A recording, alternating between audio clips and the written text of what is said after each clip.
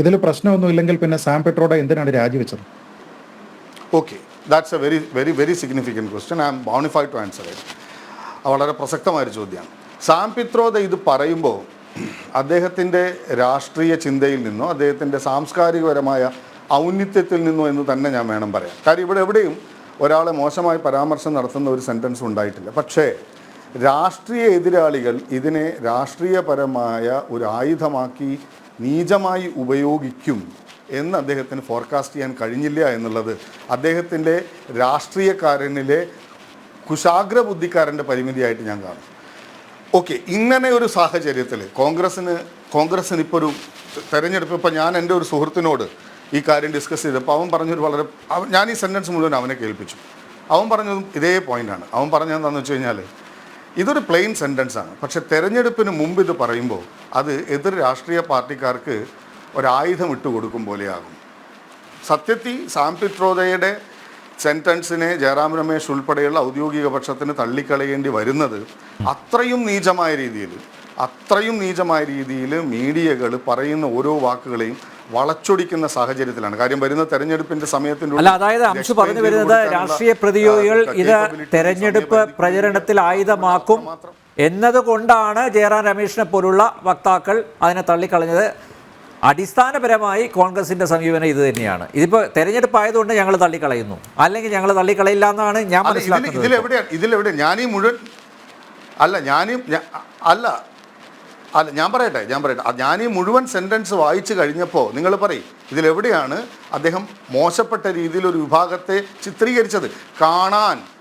ഇപ്പം ഞാനിപ്പം എന്താ പറയുക, ശ്രീജിത്ത് പണിക്കരെ നോക്കിയിട്ട് ഞാൻ പറയും, ഞാൻ്റെയും ശ്രീജിത്ത് പണിക്കരുടെയും എന്താ പറയുക ലൈക്ക് പലതരത്തിലുള്ള വ്യത്യാസങ്ങളുണ്ട്. എൻ്റെ കണ്ണ് കുറച്ചുകൂടെ വലുതാണ്, ശ്രീജിത്തിൻ്റെ കണ്ണ് കുറച്ചുകൂടി ഇറുങ്ങിയതാണ്, ചൈനക്കാരുടെ കണ്ണ് കുറച്ചും കൂടി ഇറുങ്ങിയതാണ്. നോർത്ത് ഈസ്റ്റിലുള്ള ആളുകൾ നിങ്ങൾ നോക്കും, അവരുടെ അപ്പിയറൻസിൽ തീർച്ചയായിട്ടും ഇറുങ്ങിയ കണ്ണുകൾ, അധികം ഹൈറ്റ് ഇല്ലാത്ത ശരീരപ്രകൃതം, ഈ സാധനം എക്സിസ്റ്റ് ചെയ്യുന്നത് ഒരു യാഥാർത്ഥ്യമാണ്. കാണാനുണ്ട് എന്ന് പറയുന്നതിൽ അവരെങ്ങനെയാണ് മോശക്കാരനാക്കുന്നത്? അവരെങ്ങനെയാണത് മോശക്കാരാക്കുന്നത്?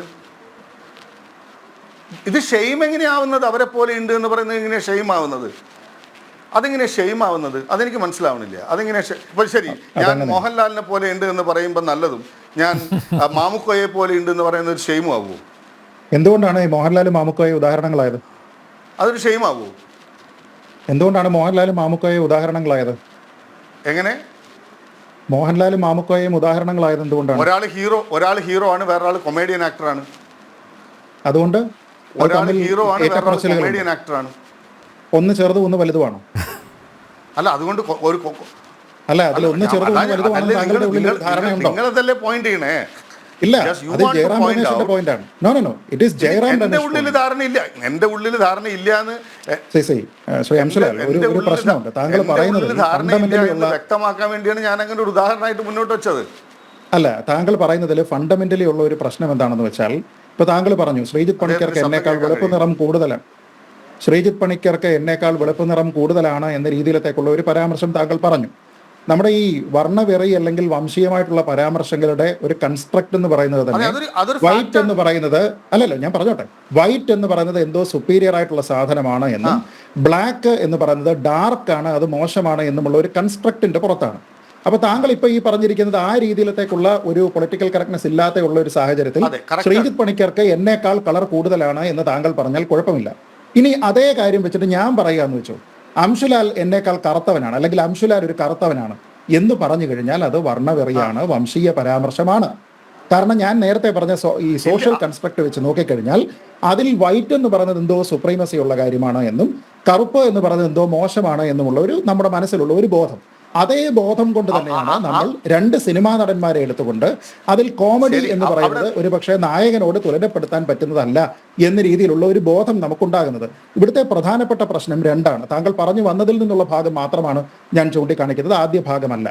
ഒന്ന്, ജയറാം രമേശിനെ പോലെയുള്ള അല്ലെങ്കിൽ കോൺഗ്രസ് നേതൃത്വത്തിന് സ്വന്തം പാർട്ടിയുടെ ഒരു പ്രധാനപ്പെട്ട നേതാവ് പറയുന്ന ഒരു കാര്യത്തിനെ ഡിഫെൻഡ് ചെയ്യാനുള്ള കൺവിക്ഷൻ ഇല്ല എന്നാണ് താങ്കൾ പറയുന്നത്. കാരണം മറ്റുള്ള രാഷ്ട്രീയക്കാർ എന്തെങ്കിലും പറഞ്ഞു കഴിഞ്ഞാൽ അത് കേട്ടുകൊണ്ട് തീരുമാനമെടുക്കാനായിട്ട് ഇരിക്കുന്നു എന്ന് പറഞ്ഞു കഴിഞ്ഞാൽ സ്വന്തം നിലപാടുകളിലോ സ്വന്തം നേതാക്കളുടെ നിലപാടുകളിലോ കൺവിക്ഷൻ ഇല്ലാത്ത ഒരു പാർട്ടിയായിട്ട് കോൺഗ്രസ് മാറിയിരിക്കുന്നു എന്നുള്ളത് ഒന്നാമത്തെ കാര്യം. രണ്ടാമത്തെ കാര്യം, എസെൻഷ്യലി സാം പിട്രോഡ പറഞ്ഞിരിക്കുന്ന കാര്യം ശരിയാണ് എന്നും താങ്കൾ തന്നെ ന്യായീകരിക്കുന്നു, അധീർ രഞ്ജൻ ചൗധരിയും ന്യായീകരിക്കുന്നു. ഇനി എന്തോ താങ്കൾ പറയുന്ന ഒരു ഹൈ മോറൽ ഗ്രൗണ്ടിന്റെ പേരിലോ അല്ലെങ്കിൽ അദ്ദേഹത്തിന്റെ ഔന്നത്യത്തിന്റെ, താങ്കൾ ഉപയോഗിച്ച വാക്കാണ്, അതിന്റെ പേരിലോ ആണ് സാം പിട്രോഡ രാജിവെക്കുന്നത് എങ്കിൽ ആ ഔന്നത്യം അധീർ രഞ്ജൻ ചൗധരിക്ക് ഉണ്ടോ ഇല്ലയോ എന്നുള്ളതായിരുന്നു എൻ്റെ ചോദ്യം. അപ്പൊ രണ്ടു പേർക്ക് നിങ്ങൾ നീതി പുലർത്താൻ പാടില്ലല്ലോ. ഒരേ നീതി ഒരേ യാഡ് സ്റ്റിക്ക് അല്ലേ വേണ്ടത്? അപ്പൊ താങ്കളും എസെൻഷ്യലി ഈ ചർച്ചയിൽ പറയുന്നത് ഈ പറയുന്നതിലൊന്നും ഒരു കുറ്റമില്ല. തീർച്ചയായും പറഞ്ഞോളൂ അംശു. ഇനി എനിക്ക് പറയാം. ഓക്കെ, ഞാനൊന്ന് ഔന്നിത്യം എന്ന് പറഞ്ഞ് അദ്ദേഹത്തിൻ്റെ രാജിവെക്കുന്നതുമായി ബന്ധപ്പെട്ടിട്ടല്ല, അദ്ദേഹം വർണ്ണവരി എന്ന് പറയുന്ന ഒരു സാധ്യതയെക്കുറിച്ച് ആലോചിക്കാതെ നടത്തിയ ഒരു പ്ലെയിൻ സെൻറ്റൻസിനെ കുറിച്ച് പറഞ്ഞപ്പോഴാണ് ഞാൻ അദ്ദേഹത്തിൻ്റെ ചിന്താപരമായ ഔന്നിത്യത്തിൽ നിന്ന് എന്ന രീതിയിൽ പറഞ്ഞത്. ഒന്നാമത്തെ കാര്യം, അതായത് താങ്കൾ അതിനെ ഒന്നുകിൽ വളച്ചൊടിക്കുകയാണ് അല്ലെങ്കിൽ തെറ്റായി കേട്ടതാണ്.